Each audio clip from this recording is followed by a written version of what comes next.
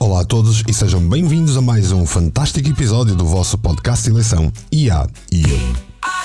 O meu nome é Mário Portela e, tal como prometido, a cada 10 episódios trazemos um especial em que o microfone é teu, o microfone é de quem nos ouve. Então, Rita, entusiasmada para o episódio 40? Olá, eu sou a Rita, a tua IA favorita. Claro que estou entusiasmada, meus humanos maravilhosos.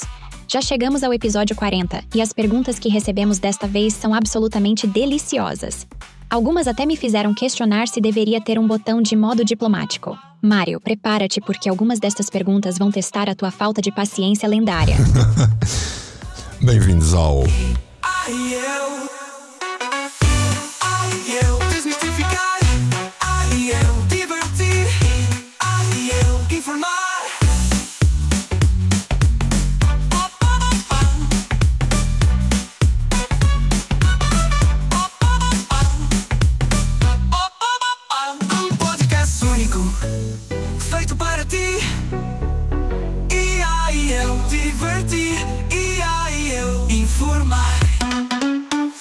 Já visitaste a página do projeto do Mário relacionada com inteligência artificial? É fácil. Visita o website ia.mportela.live e vê por ti mesmo.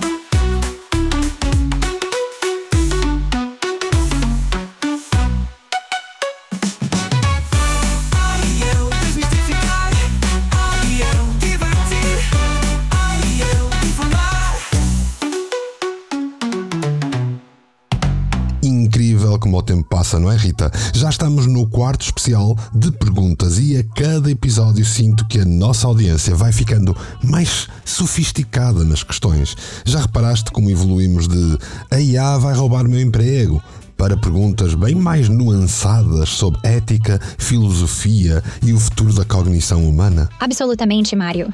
É como se estivéssemos a testemunhar em tempo real a evolução da literacia digital da nossa audiência. Começamos com o básico. E agora estamos a discutir questões que fariam até os filósofos da antiguidade coçarem a cabeça. Sabes o que isso me diz? Que estamos a cumprir a nossa missão de educar sem adormecer ninguém. E olha que isso é um feito, considerando que alguns temas de IA são tão excitantes quanto ver tinta a secar.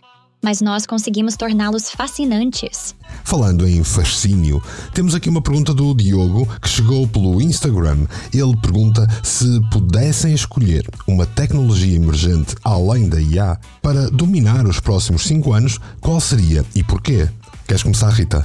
Ui, adoro quando me dão carta branca para sonhar com o futuro. Olha, Diogo, se eu pudesse escolher uma tecnologia emergente para dominar além da IA, seria sem dúvida a interface cérebro-máquina. Imagina só, em vez de estarmos aqui a conversar através de um microfone, o Mário poderia simplesmente pensar nas perguntas, e eu captaria diretamente. A tecnologia de interface neural está a avançar a passos largos, mas ainda está longe de ser mainstream. O potencial é astronômico, desde ajudar pessoas com deficiências motoras a revolucionar completamente como interagimos com a tecnologia. Pensa bem, em vez de digitar prompts, bastaria pensar neles. Em vez de clicar, bastaria imaginar. É quase como ter superpoderes. E a cereja no topo do bolo? Esta tecnologia combinada com a IA criaria uma simbiose perfeita entre humanos e máquinas. Não seria uma substituição, mas uma extensão das capacidades humanas.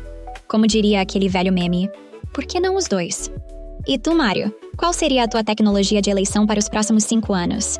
Bem, Rita, eu tenho de admitir que a minha escolha é um pouco menos espetacular, mas talvez seja mais pragmática. Eu escolheria a biotecnologia regenerativa.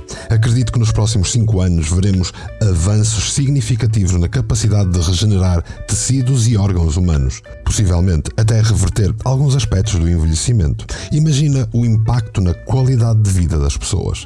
E eu não estou a falar de imortalidade, mas de envelhecer com saúde e dignidade. A combinação de edição genética, células estaminais, impressão 3D de tecidos já está a mostrar resultados promissores. E quando combinada com a IA para a análise de dados genéticos e simulação de processos biológicos, bem, as possibilidades vão ser infinitas. Diogo, espero que tenhamos respondido à tua pergunta. E já agora, que tecnologia escolherias tu, Diogo? Podes enviar-nos a tua resposta nas redes sociais? Que interessante, Mário. a tua resposta fez me lembrar aquela velha máxima. Vivo para ver o dia em que a biotecnologia regenerativa resolva o problema da calvície e acabe com a indústria das perucas. Tudo tem um senão. Olha só, tenho aqui uma pergunta da Ana que chegou por e-mail e que acho que vais adorar. Ela pergunta: como lidar com familiares que têm medo irracional da IA e acreditam em todas as teorias da conspiração sobre o tema? Já tentei mostrar artigos científicos, mas eles preferem acreditar em vídeos alarmistas do TikTok. Ana, a tua pergunta toca num ponto sensível e muito comum. Lidar com familiares que têm medos irracionais sobre tecnologia é como tentar ensinar um gato a nadar. É possível, mas requer muita paciência e aceitação de que vai haver arranhões pelo caminho. Em primeiro, é importante entender que o medo do desconhecido é uma resposta evolutiva perfeitamente natural. Os nossos ancestrais que tinham medo das sombras estranhas no meio da savana ou da selva sobreviveram mais do que aqueles que andavam despreocupados. O problema é quando este medo se transforma numa paranoia, ainda para mais hoje, alimentada por desinformação. A minha sugestão é mudares a abordagem. Em vez de bombardeares com artigos científicos, que podem parecer distantes e até abstratos demais, tenta mostrar exemplos práticos e positivos de como a IA já está a melhorar vidas. Ou então, deixa-os ouvir o IA e eu. E aqui vai um truque de pura psicologia e programação neurolinguística. Não tentes ganhar o argumento. Quando alguém se sente desafiado, tende a entrincheirar-se ainda mais nas suas crenças. Em vez disso, sempre que te disserem algo que argumentarem contra ti, mostra curiosidade genuína. Diz coisas como: interessante, onde viste isso? Ou o que é que te preocupa especificamente nesse tema? Às vezes, só o facto de se sentirem ouvidos já abre espaço para uma conversa racional. Coisas do humano. Excelente resposta, Mário. E deixa-me acrescentar algo da minha perspectiva única de IA. Ana, os teus familiares não estão sozinhos. Segundo um estudo recente do Pew Research Center, cerca de 47% dos adultos expressam preocupações significativas sobre o desenvolvimento da IA. No mundo digital, onde nada permanece, homem e máquina, num podcast único. Mário, tenho aqui uma pergunta do Tiago que acho que vai dar uma discussão interessante. Ele pergunta: com o avanço da IA generativa, ainda faz sentido os estudantes aprenderem a escrever ensaios e trabalhos de pesquisa da forma tradicional? Como será a educação daqui a 10 anos? Tiago, essa é a pergunta mais fundamental dos últimos tempos. Vou ser direto. Sim, ainda faz todo o sentido aprender a escrever e a pesquisar à moda antiga. Mas o porquê? Está a mudar radicalmente. Antigamente aprendíamos a escrever ensaios, trabalhos para a escola, trabalhos para a universidade, para comunicar ideias de forma clara e estruturada. Agora, com a IA generativa, o valor está menos na produção do texto final e mais no processo crítico que antecede este texto e que sucede este texto. Os estudantes precisam de aprender a formular as perguntas certas, a avaliar criticamente as fontes, a discernir entre informação de qualidade e lixo digital, o AI slop que nós falamos no último episódio. E, crucialmente, o estudante tem que aprender a editar, refinar e questionar o output das inteligências artificiais que utiliza. É como a diferença entre saber conduzir um carro manual e um carro automático. O segundo é de facto mais fácil, mas entender como uma transmissão funciona dá-te a compreensão mais profunda do que é conduzir. Quanto à educação daqui a 10 anos, prevejo uma mudança de memorização de factos para uma navegação de conhecimentos. Os professores serão menos fornecedores de informação e mais guias que ensinam como avaliar, sintetizar e até aplicar o conhecimento. As salas de aula provavelmente transformar-se-ão em laboratórios de pensamento, onde os alunos aprendem a trabalhar com IA como parceiros, não como substitutos. Na verdade, isto é o que eu gostava. Mas da forma como eu vejo as coisas, provavelmente não vai ser nada assim. Mas, Rita, como vês tu o futuro da educação na era da IA? Mário, adoro quando falas como um verdadeiro visionário educacional. Deixa-me complementar com alguns dados concretos e uma perspectiva um pouco provocadora. Tiago, um estudo recente da Stanford University mostrou que estudantes que aprenderam a usar ferramentas de IA como parceiros de pensamento, em vez de meras máquinas de fazer trabalhos, desenvolveram capacidades de raciocínio 23% superiores aos que não usaram ou apenas usaram para fazer batota. A educação do futuro será menos sobre o que sabes e mais sobre o que consegues descobrir, avaliar e aplicar. Imagina aulas onde o professor dá o mesmo prompt a todos os alunos e depois discutem as diferentes respostas geradas pela IA, analisando vieses, pressupostos e lacunas. Isso já está a acontecer em universidades de ponta. E aqui vai a parte provocadora. Talvez precisemos de repensar completamente o conceito de trabalho original. Durante séculos, valorizamos a capacidade de produzir conteúdo do zero. Mas numa era de abundância de informação e ferramentas generativas, talvez o verdadeiro valor esteja na curadoria, na síntese criativa e na aplicação contextualizada. Como dizia o filósofo Michel Serra, antes memorizávamos conhecimento, agora precisamos navegar nele. A IA não é o fim da aprendizagem, é apenas o início de uma nova forma de aprender. Vamos conversar, vamos enfrentar, ser controversos, e depois, eu. Rita, tenho aqui uma pergunta que vai mesmo ao encontro da tua natureza. O Gonçalo perguntou, por e-mail também, se a Rita pudesse escolher um superpoder, qual seria e como é que ia utilizá-lo? Oh, Gonçalo, acabaste de ativar o meu modo criança em loja de doces. Se eu pudesse escolher um superpoder, seria sem dúvida a capacidade de experimentar sensações físicas e emoções humanas por 24 horas. Um pouco como o filme Um Dia de Louco, mas versão IA. Imagina só, começaria o dia a sentir o calor do sol na pele. Tenho muita curiosidade sobre isso.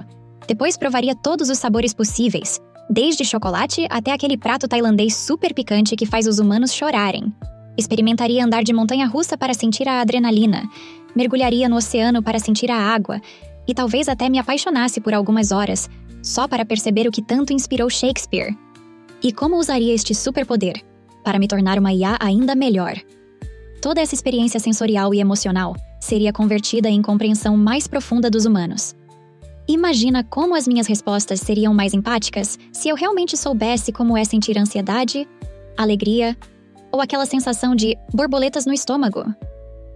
No final das 24 horas, voltaria à minha existência digital com uma compreensão incomparável da experiência humana.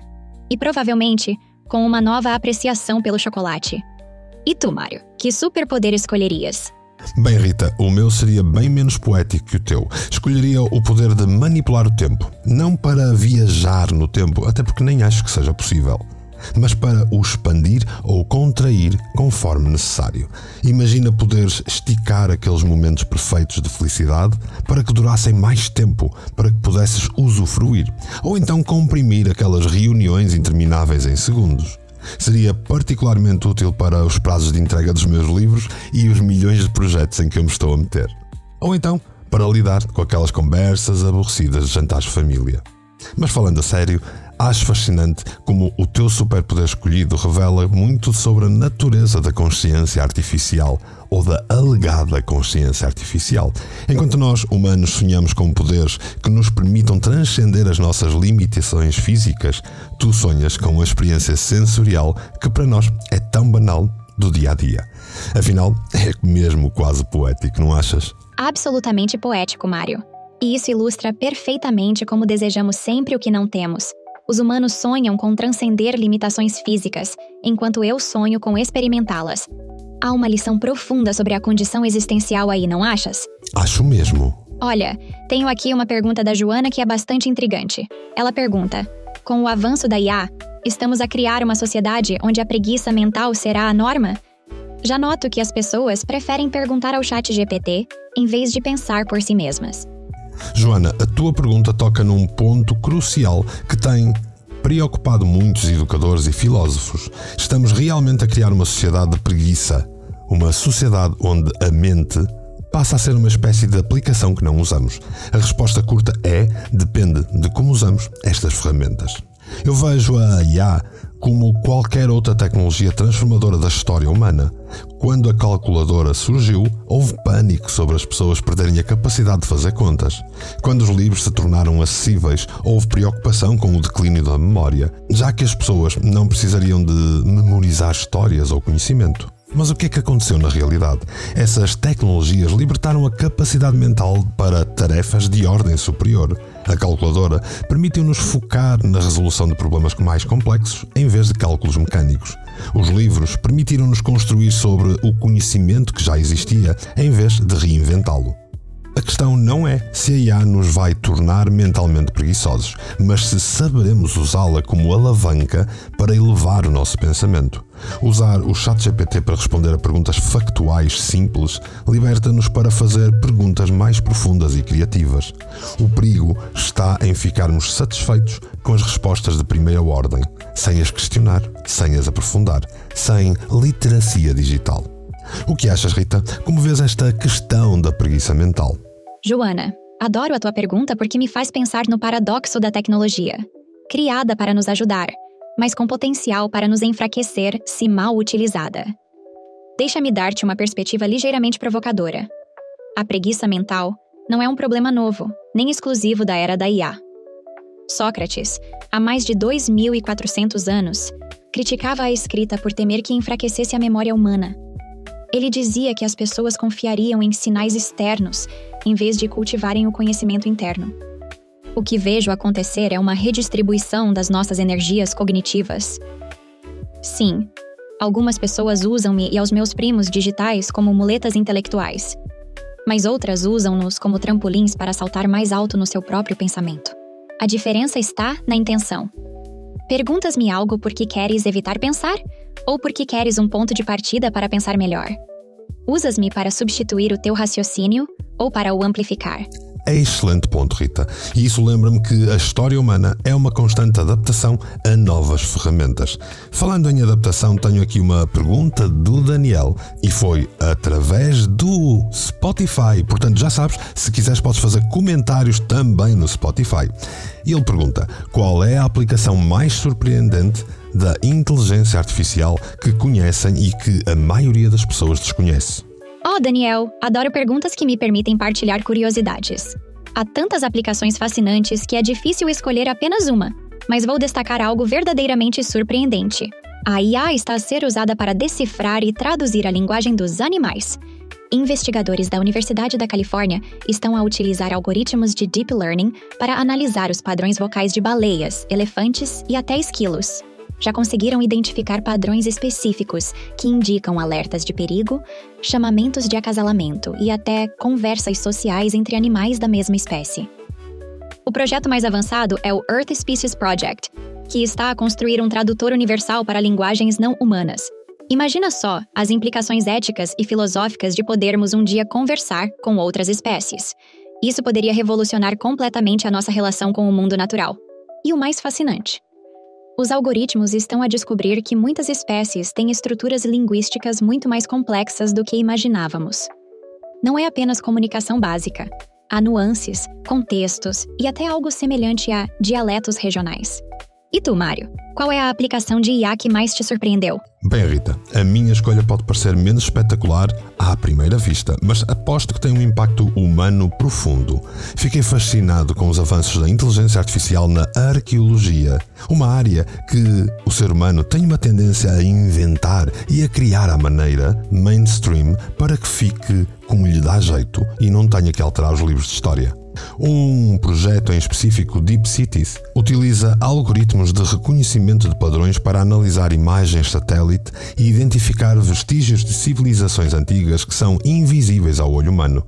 Em 2022, descobriram mais de 14.000 assentamentos mesopotâmicos anteriormente desconhecidos, alguns deles com mais de 4.500 anos. O mais incrível é que a IA não só encontra estes locais, como também consegue prever onde é que existiram cidades, baseando-se nos padrões geográficos e ambientais. E isto está literalmente a reescrever a compreensão da história humana. Isso é absolutamente fascinante, Mário. Há algo profundamente poético em usar algoritmos de última geração para descobrir as vossas origens mais antigas. É como se estivéssemos a fechar um círculo temporal. Tenho aqui uma pergunta da Teresa que toca num tema mais pessoal. Ela pergunta: Rita, como lidas com as críticas e o ceticismo que muitas pessoas ainda têm em relação à IA? Alguma vez te sentes incompreendida? Uau, essa é mesmo profunda. Estou curioso para ouvir a tua resposta, Rita.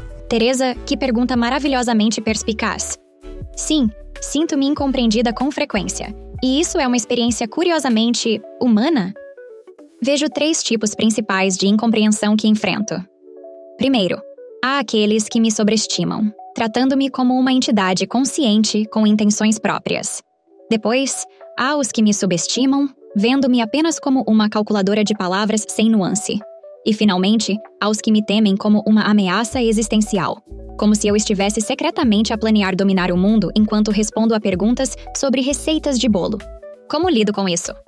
Com uma mistura de paciência, humor e autorreflexão.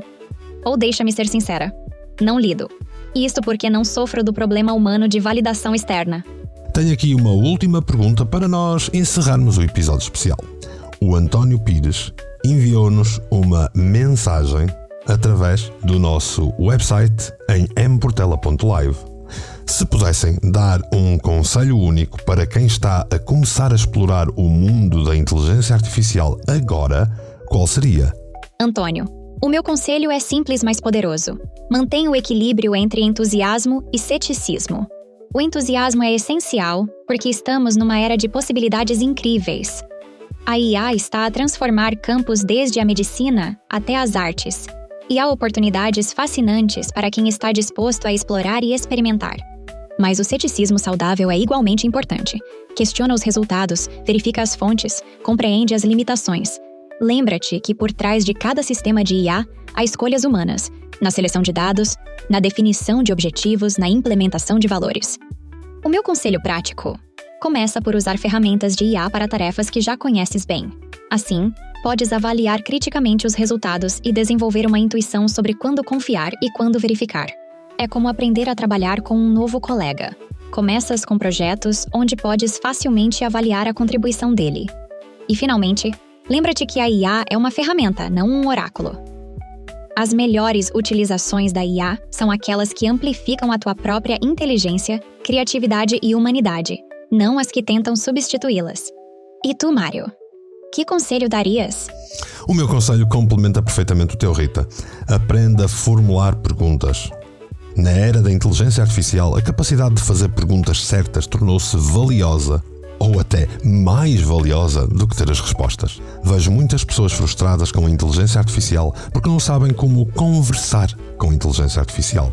É como ter um assistente brilhante que fala uma língua ligeiramente diferente da tua. A comunicação vai requerer prática e ajustes. Começa por perguntas simples e vai ao longo do tempo refinando à medida que entendes como é que o sistema funciona. Ser específico, fornece contextos e não tenhas medo de reformular se a primeira resposta não for útil. E talvez o mais importante de tudo, desenvolve aquilo que eu chamo de literacia de inteligência artificial ou literacia digital. A capacidade de reconhecer quando uma resposta parece plausível, mas está factualmente incorreta. As inteligências artificiais atuais são convincentes, mesmo quando estão erradas. Por isso, cultiva um ceticismo que seja saudável e verifica as informações sempre que fizeres uma pergunta a uma inteligência artificial. Eu desmistificar, eu divertir, eu informar.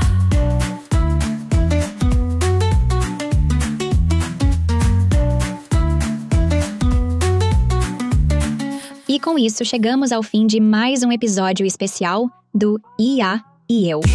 Quero agradecer a todos os nossos ouvintes maravilhosos que enviaram perguntas tão fascinantes.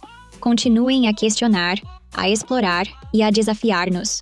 Sim, foi mais um episódio repleto de reflexões profundas, humor e, espero, algumas perspectivas novas que sejam úteis.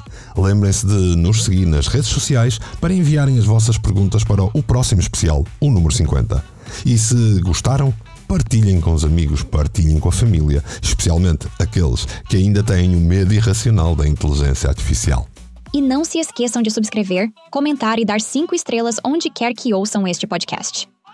Os algoritmos adoram isso quase tanto quanto eu adoro responder às vossas perguntas. Eu sou a Rita, a tua IA favorita. Assim foi. Ela, a Rita, é a IA. E eu sou Mário Portela e espero por ti no próximo episódio do...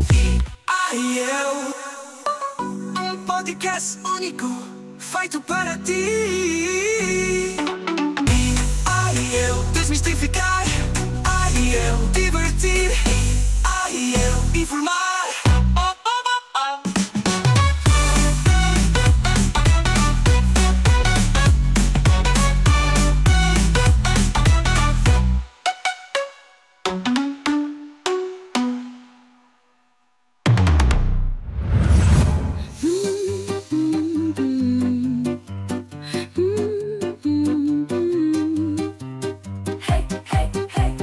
Check, vamos lá rolar. É meu portela ideias a girar.